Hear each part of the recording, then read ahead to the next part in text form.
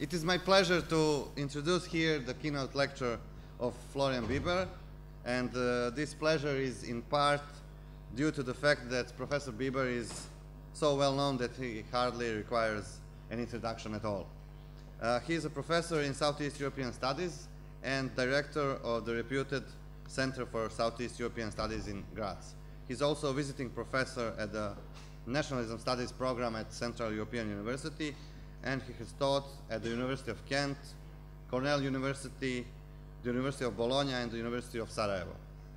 He's also the member of the influential Balkans in Europe Policy Advisory Group, whose aim is the increasingly difficult task of integrating the Western Balkans in the European Union. Listing the books and academic articles that he authored, co-authored, or edited would occupy most of this session, so I will skip that and just mention several of them.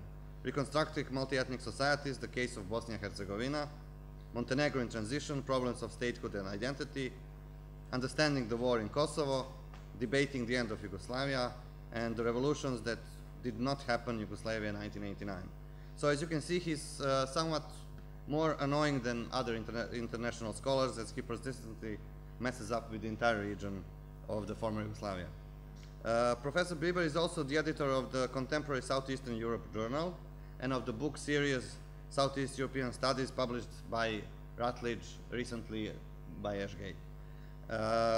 Last but not least, he's also active on social networks, and his online contributions sometimes attract huge public and media attention in the region, such as his famous Bieber's Top 10 list of bizarre Balkan universities, as well as his last week's contribution to the debate spurred by US website Politico, which compared EU with Yugoslavia and coined the term E-Yugoslavia.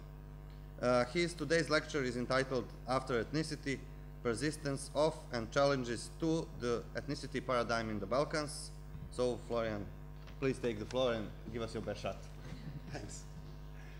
Thanks a lot for the introduction, and I have, of course, the challenge to entertain you after lunch, so I hope you didn't have too many cevapis or, I don't know, burek or something like that, which might impact the enthusiasm. So I'll try to be as lively as possible.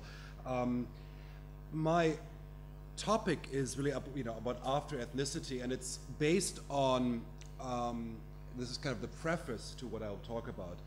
It's based on, it's kind of an internal dialogue I've been talking to myself about, and in fact talking to some other colleagues about, which came up after, to a large degree, after the protests 2014 in Bosnia and Herzegovina by different groups against what? Against local authorities, against some ways the state is organized against the political elite, and the idea that there was this criticism of the ethnic paradigm, ethnicity as the dominant way of thinking, organizing society in Bosnia and Herzegovina. And coming from that, from a perspective of somebody who's written a lot about power sharing, about institutions who deal with ethnicity after the war, I was, and I'm still torn about the merits of, on one side, dismissing these institutions as being kind of part of the problem, and on the other side, as recognizing the institutional design side of the story, that they are there to accommodate different claims and thus are useful. And so what I'm doing today is not so much giving you a definitive answer to this conundrum or in a certain way presenting you with a clear-cut argument, but rather the kind of questions which I've been thinking about in this context. So in this sense, it's much more an exploration, and I hope you'll join me on this exploratory journey and hopefully disagree or agree with me at the end. But certainly, I don't think this quest is over. It's just beginning, and it's some questions I want to raise rather than definitively answer. So in that sense, in a certain way, I can take two images to start this journey with. One is the slogan famously used by some of the protesters in 2014, Gladni smo na tri jezicima, we're hungry in 3 languages. The idea of basically saying that it doesn't matter which language you use, we're still hungry. We're still poor, and in fact, suggesting the absurdity of language, of the fact that one of them might speak Bosnian, or the other one Serbian, or the third one Croatian. And similar imagery appeared in the colorful revolution in Macedonia, where protesters have used explicitly Albanian flags, Macedonian flags, Turkish flags, American flags, playing with the imagery. And of course, this goes back, there's a history of that in social movements, even to the 1990s in Serbia, where famously in 1996 they used Ferrari flags, to kind of mock the idea that flags are what is useful to display.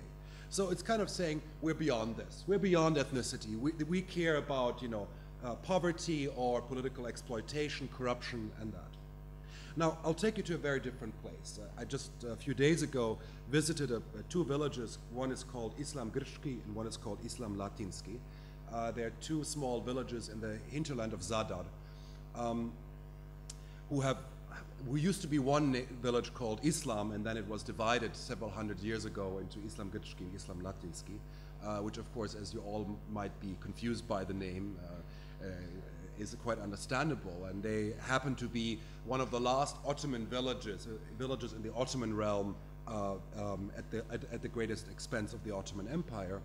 And as you might guess, one of them is Islam Latinski is a Catholic village, Islam Grčki is an Orthodox village.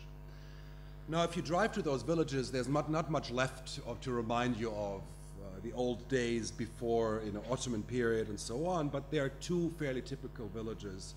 You drive through one and you see images of renovated houses on a good road, not many people living there, modest livelihood. Clearly these are not prosperous places.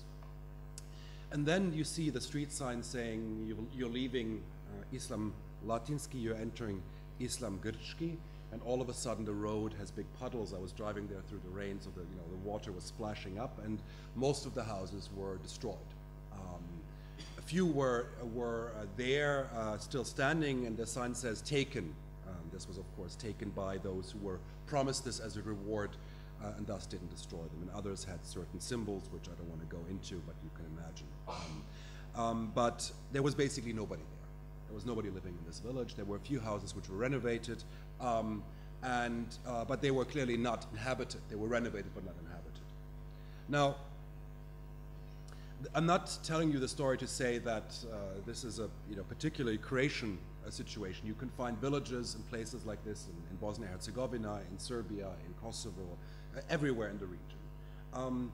And what I'm trying to suggest here is that there are these places where when somebody says gladni smo na tri jezicima, that sounds just absurd, because there is a road in one part of the village, there isn't in the other part. There's just visible destruction 20 years after the end of the war in one where people have left and not in the other one. So it's just not true that you can say that it doesn't matter. In Islam Grčki and Islam Latinski, it matters where you live or don't live anymore. So what I'm trying to kind of get my head around and trying to get you to join me on this is kind of three questions I've asked myself. One is, how can we best describe the condition of ethnicity in this region today? How can we understand what's going on? Is it, on one side, those who say we're done with it, we're moving beyond, and in the other side, this kind of reality for many where it's still omnipresent? The second question is less maybe an academic one, but more an activist one, but I think important is how is a decline of the role of and I will make the argument that there is a persistence of ethnicity as a dominant force in societies. How is it possible to reduce it and to deal with it? And then the third question is, kind of as researchers, are we still trapped in an ethnicity paradigm, or is it the self-management of our day? If you look at scholars of the late 1980s, there was lots of literature on self-management, lots of books published and articles, and then some unfortunate ones didn't manage to publish it by 1991, and then who would publish a book on self-management in 1993? People thought this was kind of talking about the medieval scholars who wrote about how many how many rich people fit the, how many angels dance on the pin of a needle, right?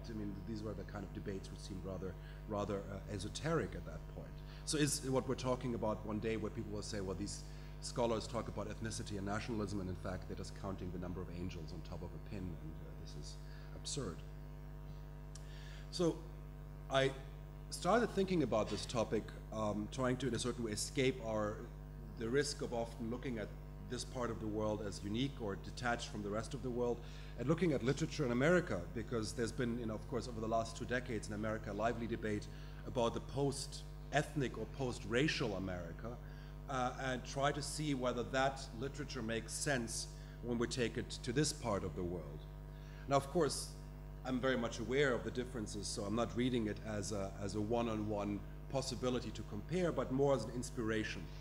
And there are 2 particular books which I think are kind of outline 2 lines of the argument: David Hollinger's Post-Ethnic America, which was published 2 decades ago, and David Goldberg's Are We All Post-Racial Yet, which was just published a year ago, roughly. And they kind of go on different sides of the argument. One argues about the merits of using the term post-ethnic, of discarding the term multi-ethnic, of detaching culture from ethnic or racial affiliation, and to dump the concept of identity and replace it with affiliation, emphasizing individual choice, mixing and hybridity over ascriptive identity, and making a very passionate defense of the idea of civic nationalism. While on the other side, Goldberg makes in his argument about the post-racial America, argues in fact post-racialism is just as much, has the same relationship to racism as post-colonialism does have to colonialism, in the sense that America is as much driven by race as it was before. It's just in a certain way become more pernicious because it's not recognized, and it's become in a certain way less visible. And I think the best way to kind of, in a nutshell, take his argument is in the current debate in the United States between Black Lives Matter versus All Lives Matter. So, right, so you had the Black Lives Matter debate, kind of movement criticizing the way in which the overwhelming force used by police departments leads to a disproportionate loss of human lives among Black Americans who unreasonably get searched and shot, and the counter movement which says, well, why do you only care about Black lives? Don't all lives matter? Right? And this is essentially the argument there, is to say, well, there's a structural reason why, especially male blacks in America are disproportionately targeted. So the Black Lives Matter movement is about a particular group which is singled out. So it's not saying that no other lives matter, but that this is the structures of discrimination persist, and thus arguing that it's just a post-racial world where race doesn't matter is ignoring the structural causes of what's going on. Now, this is just really, in a few sentences, the argument, the kind of debate, and there's a lot more to be said about that. But I'm just taking some of those ideas and would like to kind of bring them back to our region to get new ideas or maybe think about certain issues. Now, of course, the first one is the concept of race we are fundamentally having great difficulty with in Europe in general, because not only is it discarded, it's also not used, and it's also, of course, with the exception of Roma in Europe, there isn't this kind of ingrained, persistent historical experience of discrimination.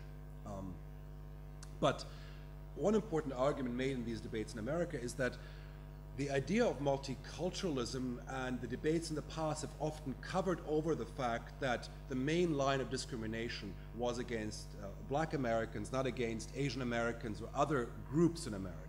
And that the idea was of introducing this broad landscape of, we're all part of different races, identities, and have covered up the actual structures of discrimination. That yes, there have been episodes of discrimination against Asian Americans, or against, in fact, if we go back further, of course, against Jewish Americans, against Italian Americans, but the kind of persistent structural discrimination is against one particular group, much more so than others.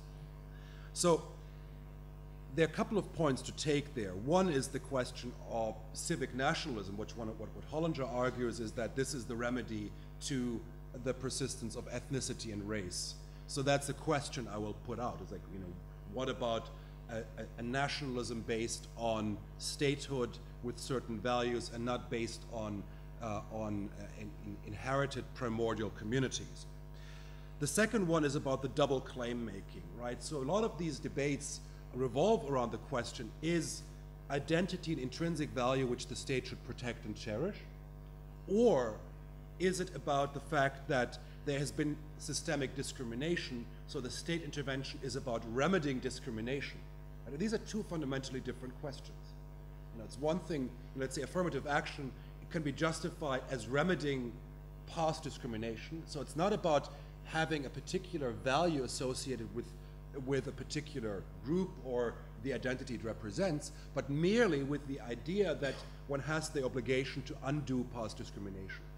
And the other one is to say, well, in fact, we like diversity, so we put value in diversity, so this is what we want to support. And I think that is an important distinction which we need to introduce in the debates here, and I'll come back to that. And then the last, of course, big problem is that, and again, I'm saying something which might sound banal, that the debates in America are debates about America, debates about one single country. And whatever way you slice the debates in this part of Europe and Europe more broadly, you have multiple polities. You cannot have a debate about nationalism, ethnicity in Serbia without having one about the same in Croatia or Bosnia-Herzegovina or Kosovo or Macedonia or Montenegro. And in Europe, you cannot have a meaningful debate about diversity, ethnicity in Germany without considering Europe or France.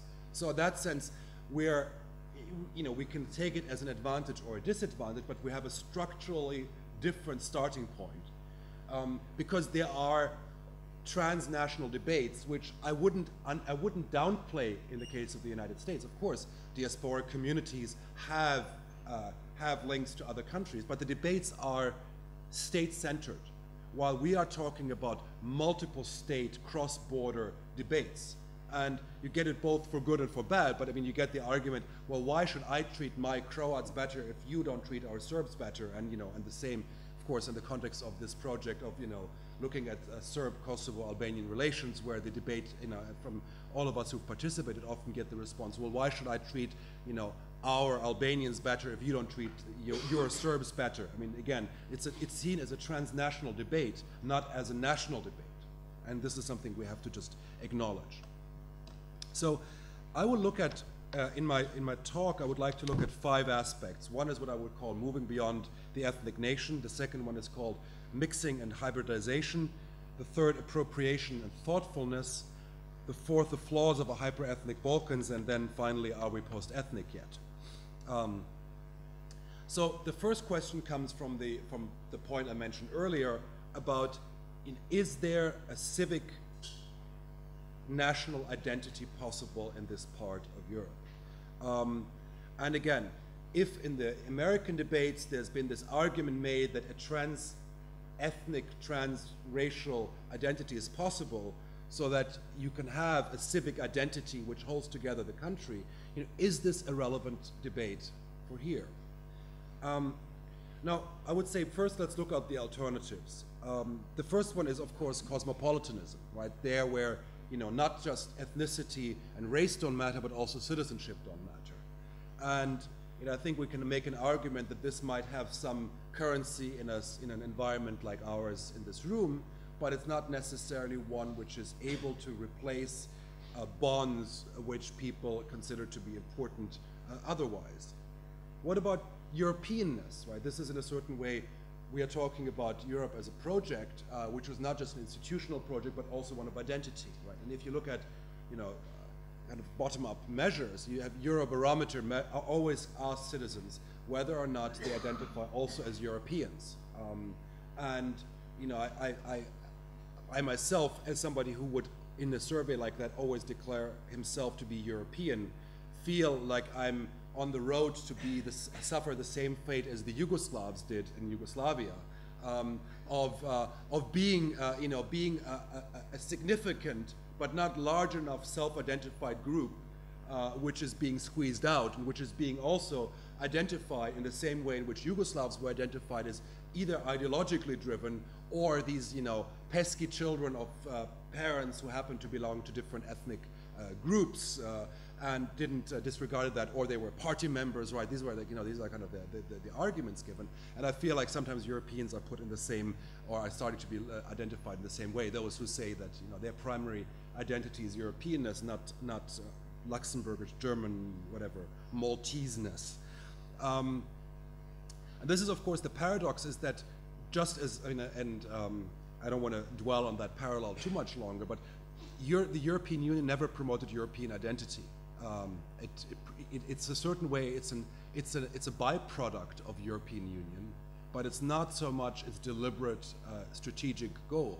And in that sense, it resembles a lot socialist Yugoslavia, which never wanted to create Yugoslavs. It just happened to do so by creating a common state. But so we have a problem that we have those who actually buy into the project more than others are, always at risk of becoming orphans of that same project. And I think we're finding ourselves in the current European situation to be similarly so.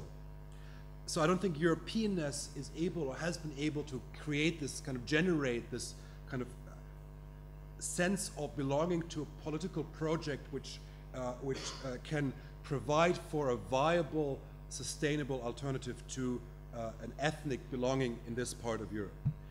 So what about post-Yugoslavism, right? You had Yugoslavs before Yugoslavia. Why don't you have Yugoslavs after Yugoslavia, right? This is in a certain way a paradox. There were more Yugoslavs before Yugoslavia, I would argue, than there are afterwards. So there's this, and I don't want to go to the debate about the Yugosphere, but we have a paradox that we still have a very strong cultural space among parts of the region which was Yugoslavia, not all of it, of course, and selective. And I would say, cultural affinity, but at the same time, there's it's in fact exists and coexists very happily with ethno-nationalism. It lives from ambiguity, it lives quite nicely from the ambiguity of that you can say nash, and it can mean both my ethno-national community or our community, which includes those who speak the same language or share the same musical taste.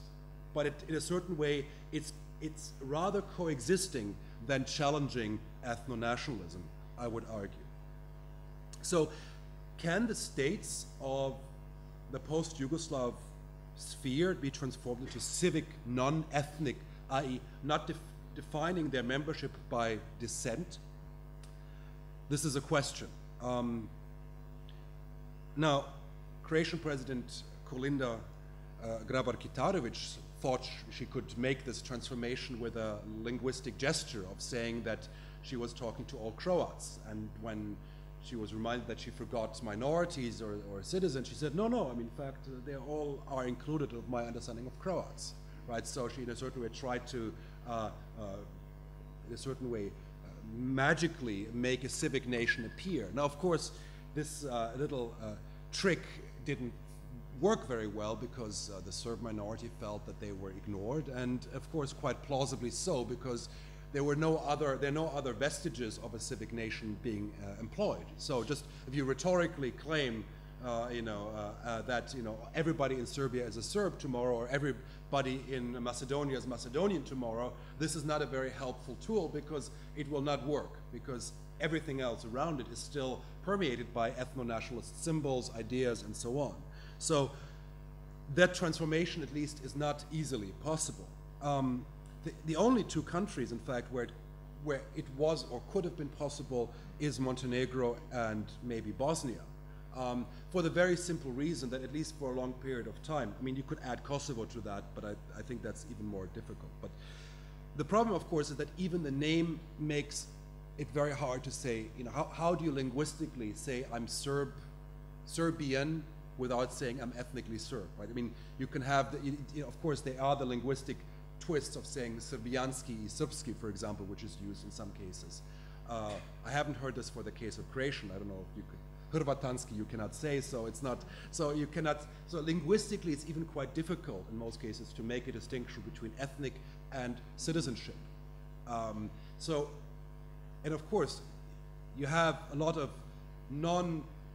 people who don't, by decision or by descent, don't belong to the dominant ethno-national nation, yet are not able to identify with the state as a civic state because the state doesn't actually allow for it, doesn't provide for any space for it. So this is in a certain way the paradox is that, and this is of course why people identified as Yugoslav, because this was a non-ethno-national project, thus people could identify with it. And this is why today those people often identify either with the dominant ethno-national project in the lack of alternative, or in fact opt out of the system.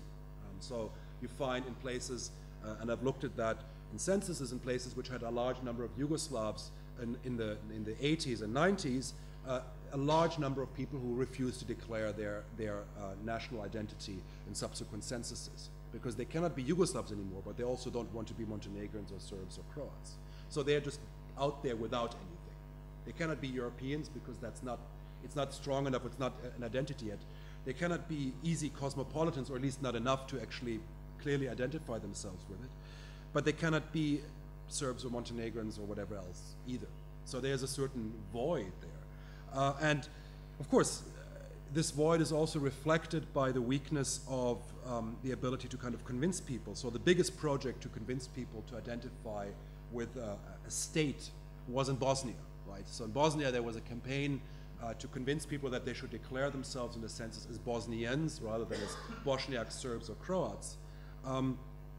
But at the end, this, you could say, has failed. I mean, we still don't have the exact numbers from the census, but in Bosnia overall, 0.77% refused to declare themselves in any ethno-national categories. 2.7% declared themselves to be this infamous category of others in Bosnia, which includes both minorities, established minorities, as well as those who would have said that they're Bosnians. So this is a small minority. Now, it's of course not surprising, because it requires resistance, active resistance, to actually identify with that. So we have, in fact, much more hybridity of that sort in Montenegro, where people, not because Montenegro is necessarily the paradigm of a civic state, but the kind of clear ownership of the state is much less well determined than it is in the other countries. So in that sense, that's the case where there's the largest share of people who cross boundaries when it comes to identifying with particular categories: language, religion, ethnicity. But this is in a certain way, again, one of the questions I pose rather than trying to answer it. Now, the second point is maybe the question of mixing and hybridization. So one of the large triggers of the debates in the United States was the observation that more and more people have partners from a different racial ethnic background. They are refusing to identify with one community, and they cross boundaries. And this was reflected then in census categories, for example, after 2000, that people could identify as having multiracial background. Now, the critique of that is to say, well, it emphasizes the individual choice over the collective experience of discrimination. And this is, for example, Black American activists have sometimes said, well, this is a problem because if there are no more, if there are no more blacks who are clearly identifying as blacks, in a certain way, the discrimination becomes invisible. Yet if you are perceived by outsiders as black, it doesn't matter whether you think that you are white, you're still the subject of discrimination, right? So we see a clash between individual choice of identity and allowing for it, while there's the collective imposition of choice, which doesn't give you that freedom.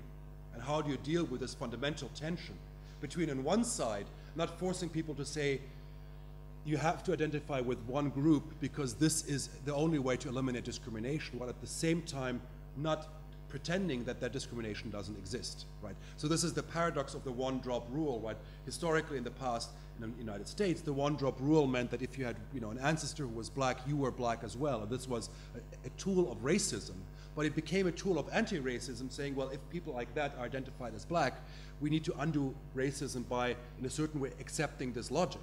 But there's a paradox, there's a tension in that. And if we take this to our area of discussion of interest,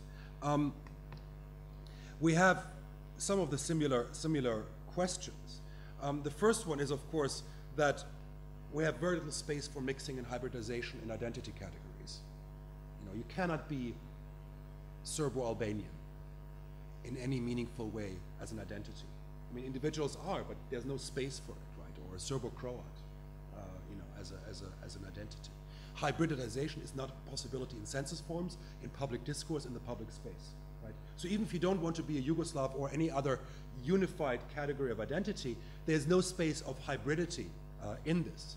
And it is always striking to me, and I mean, I don't want to get into the anecdotal, but it is striking how often I keep getting asked of, like, you know, what is my ethnicity?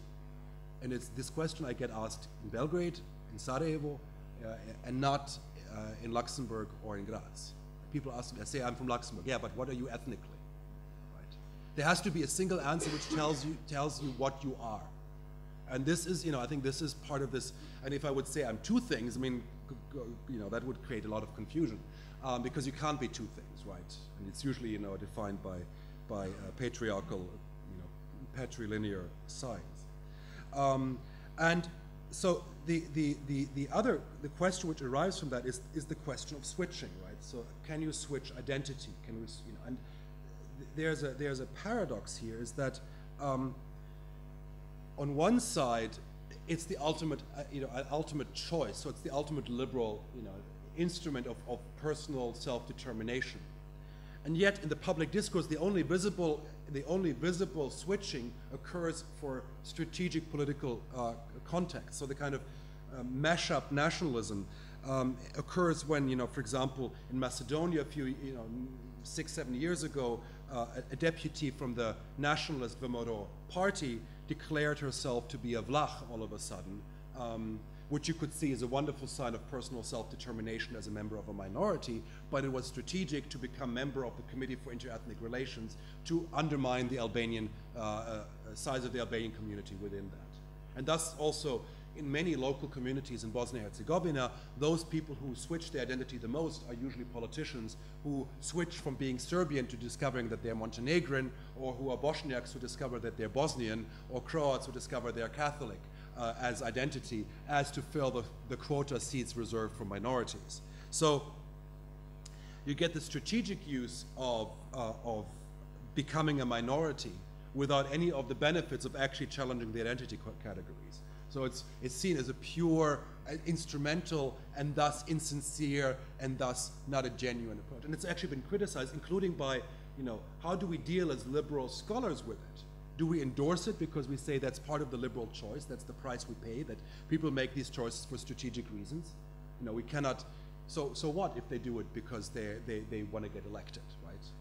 There's nothing, you know, what is wrong with that? Because it's ultimately that's the way the system works. If we are accepting the fact that people have individual choices, then we must accept them, and we shouldn't, you know, bother too much with what motivates them. I mean, of course, you have similar debates in America when, you know, you had cases of people who were, you know, not of black descent who identified as black, and there was a very, you know, very vigorous and very vicious debates about, you know, their blackness and what it means to be black. Can you choose to become a member of a racial group, especially if you're a member of the majority, right? So these are certainly difficult questions. How do we deal with hybridity? And do we accept the fact that most Roma in Serbia and Macedonia and all the countries of the region say they're not Roma? Right? This is if you've been to minority rights conferences, you're constantly confronted with a discussion saying, well, there are 600,000 Roma in this country, but in the census only 10% declare to be Roma because the others don't want to or don't dare. Well, but you know, does it mean that we say they're Roma when they actually say they're not Roma? Like, we don't give them the freedom of choice to say that they're not Roma. Now, of course, we can say their freedom of choice is constrained by an illiberal society, an illiberal state, where they make this choice under some circumstances of pressure. But at the same time, we don't acknowledge the possibility that, in fact, people out of their free choice might opt out of their minority category. And in fact, there's a lot of opting out, a lot of ability to do that, and I think not enough recognition of that in our debates. You know, on other levels, hybridity also expresses itself in how people accept what I've called in an article the identity packages. So, you know, in most countries of the region, you're not just a Serb, but you're also Orthodox and you also speak Serbian. Right? Or you're a Croat, you're not just a Croat, but you're also Catholic, you also speak Croatian. You can't be a real XYZ without the whole package, right? And if you look at the electoral campaigns around censuses, they focus always on all of those aspects. You're not just encouraged to identify with one, but with all three. But of course, most Serbs in Croatia say they don't speak Serbian, right? Most Serbs in Croatia say they speak Croatian, just like most Croats in Serbia say they speak Serbian. And most Croats in Montenegro say they speak Montenegrin. So do we say that, oh, they are just misled, they're just not, you know, their minority rights are you know, not respected because they're not, you know, doing the whole thing, they're not going the whole way. But I think these are difficult questions we have to, in a certain way, disaggregate and not accept that this always comes as a package, in a certain way take nationalist, ethno-nationalist logic at face value. And this brings me to the question of appropriation and thoughtfulness. You know, in one of the big debates in America, of course, is about, can we appropriate other people's cultures and identities? And there was actually a very important speech, in my opinion, by Lionel Shriver a few days ago on literature, on how much in literature, you know, in America there's this, the criticism of her is that there's an idea that tradition, experience, all of that is property of a group, a collective property, and others cannot use it. And she kind of begins the discussion with the fact that in an American college, students were celebrating with sombreros, and they were not Mexicans, and that in fact that was seen as being an abusive of Mexicans to use sombreros at a Mexican, I don't know, tequila party.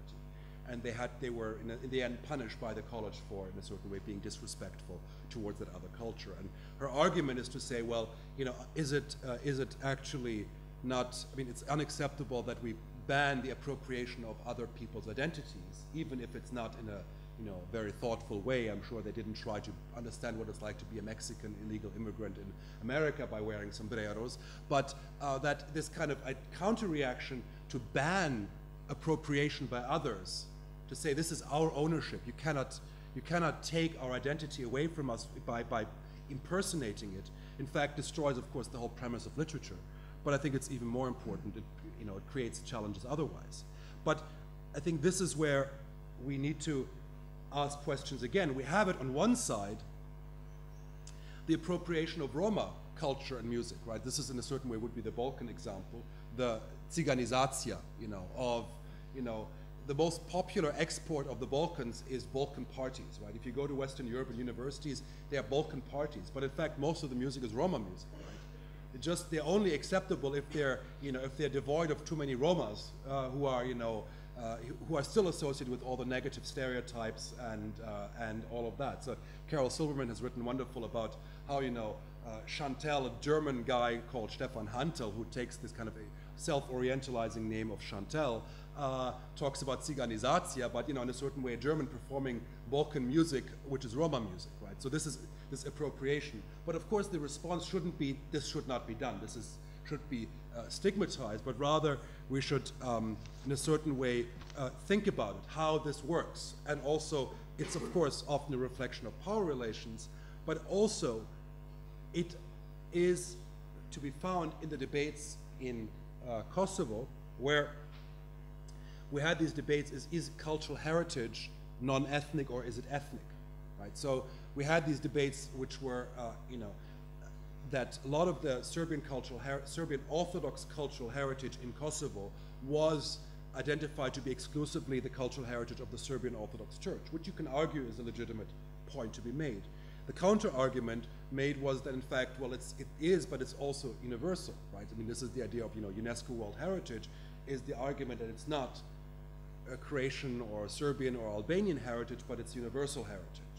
So we have still this tension, I think, that often heritage is seen as being exclusively the property of one particular community. So also in its restoration, we see it similarly. So, restoring a mosque in Banja Luka is seeing as restoring the cultural heritage of one group, not of a shared cultural heritage. So in that sense, we actually accept the logic of group ownership over cultural heritage and heritage more broadly without actually disentangling and questioning it. Now, I'll come to my penultimate point about the flaws of hyper-ethnic Balkans, and that we have, and this is where I've been in a certain way thinking and writing about, is the institutional remedies of the wars in the 90s were hyper-ethnic institutions, right? Dayton, Bosnia, the Ahtisaari, Kosovo, the Ohrid Framework Agreement for Macedonia are all institutions which emphasize and create permanent reiterations of the nation, on its territory, right? This is the ultimate goal was by creating these institutional mechanisms, you can contain it. But of course, it creates a paradox where it produces and reproduces ethnicity permanently and creates these paradoxes, which we just saw yesterday in the referendum in the Republika Srpska. So I want to just kind of bring that into the equation, is that we have an ethnically defined entity, namely Republika Srpska, is by its definition defined by ethnicity. Although 16 years ago, the Constitutional Court says, well, in fact, it's not, but the name is. So there's a paradox there that the court in Bosnia, and I don't want to go into the details, but it's just the logic or the tension there. The court decided that it cannot have a religious holiday as its national or its entity holiday, let's say, Republic Day. But there's, of course, a paradox to say that an ethnically defined entity actually cannot be, it can be named ethnic, it cannot be ethnic in content. I mean, how can you reconcile this? And of course, these are the tensions which are, are not just in a certain way kind of theoretical, but they produce real political conflict, right? And it's similar to this issue of, and again, it extends beyond multinational states. It extends to places like Croatia. So, the whole debate in Vukovar, which you're probably aware of, where there was by law the requirement to put up multilingual Cyrillic nameplates because, again, Serbian has, by minority rights, the status there, and it was destroyed by nationalist thugs over an extended period of time. So legally, it's a very clear case, and I would have a lot of sympathy for putting up Cyrillic nameplates in Vukovar. But again, if we take the debate in a critical level, it's like, well, is it really a reflection of minority rights? Is it the right debate if, in fact, most Serbs in Croatia say they don't speak Serbian, but they speak Croatian? And in fact, even if you take Serbian spoken in Croatia, it's usually written in Latin script, just like Croats in, just like the use of the script is often a reflection, and the variant of the language is a reflection of the environment, rather than the kind of hoch language, the high language, the institutionalized language. So is, in fact, the use of Cyrillic in Vukovar really the reflection of the needs of the Serbian community in Vukovar? Again, I'm saying this, but while at the same time clearly saying that, legally they have the right and they should have been stopped, and those who demolished them, and the demolition of the was a nationalist, ugly phenomena. But there is a debate we need to have, in a certain way, a question I'm raising with this, which again is this constant ethnification. I mean, there was a wonderful story before I move into my last part in Jutarnji List, the Croatian newspaper, which described a small village in the Republika Srpska, which is divided, in fact, between the Republika Srpska and the Federation. They have 4 children. They want to go to school. They've been getting classes in Croatian for the last 15 years, although they shouldn't have, because they're in Republika Srpska. You're not supposed to get education in Croatian, but by accident they did. All of a sudden they're being told they need to get education in Serbian, and the parents are complaining.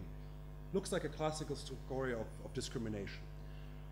And you can argue it is, but then you read through the story, and then at the end the parents say, well, after the first 4 years of school, we go to another school where the children learn in Bosnian, right? And in fact, it doesn't really matter whether they learn in Bosnian, Croatian, or Serbian. It's all the same. This is the parents say that after protesting against discrimination.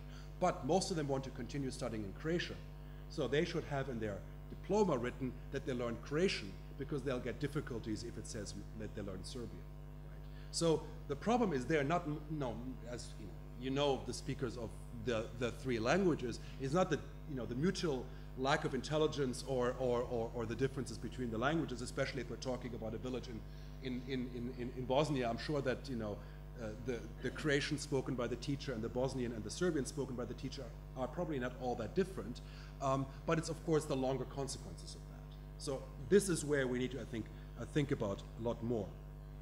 So to conclude, are we post-ethnic yet?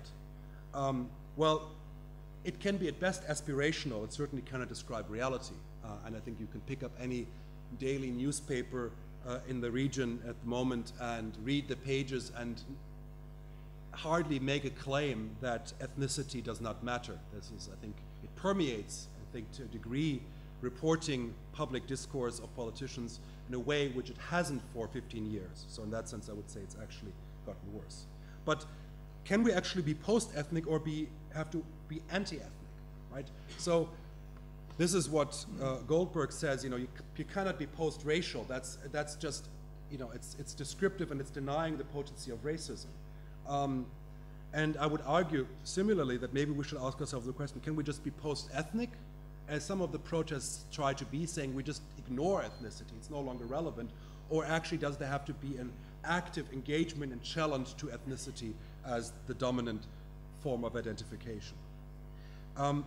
And how do we address, if we say that we're dismissing ethnicity as the defining feature of society, how can we do that while at the same time preserving or recognizing the fact that people are discriminated based on their ethnicity? So discrimination occurs at the same time. So how do we balance this with, in a certain way, trying to not organize all institutions, legal systems around ethnicity? So can social movements then be non-ethnic? Can they just ignore it? This has been a dilemma, and I've talked to activists in Macedonia and in Bosnia. They're saying, how do we deal with this fact? How do we deal with the fact that we want to talk about corruption, about nepotism, about informal party structures, and we don't want to talk about Dayton, we don't want to talk about the Ohrid Framework Agreement, yet we're always pushed in this direction. How do you deal with this? And you can on one side take a normative approach or a pragmatic approach. Pragmatically, I would say, yes, social movements don't fare very well if they engage with ethnicity, because usually you're always then picking a side, which means you're automatically discredited or easily discredited by whoever happens to be the other side. And we see this as a pattern, right? So, incumbents challenge the social movements of siding either with a minority or with a majority, and as a result, they destroy the power of social movements. So from a pragmatic point of view, it seems very clear. Now, of course, from a normative point of view, it's a problem, because you cannot resolve as a social movement, eventually, that dilemma. How do you position yourself in regard to ethnicity if it is such a dominant social feature? So I think this is something where I don't have an answer, so I'm terribly sorry to disappoint you. But I think we need to have a debate. We need to have a discussion about how can social movements and also those who are active academics who care about in a certain way the society they're writing about and living in to a large degree.